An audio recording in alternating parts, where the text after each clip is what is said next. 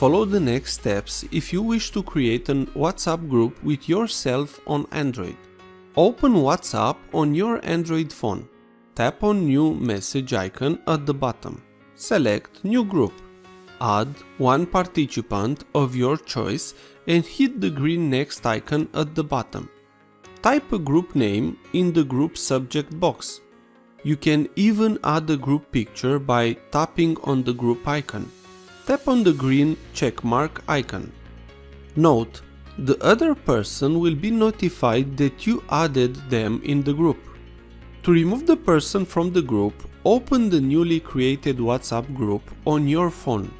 Tap on the group name at the top. Alternatively, tap on the three dot icon at the top and select Group Info. Scroll down in the Group Information section and you will find the Participants section. Tap on the participant's name who you want to remove. Select Remove from the menu.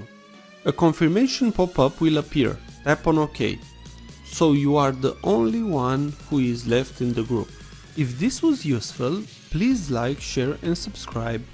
Also, if you have any questions, please ask them on the comments area below.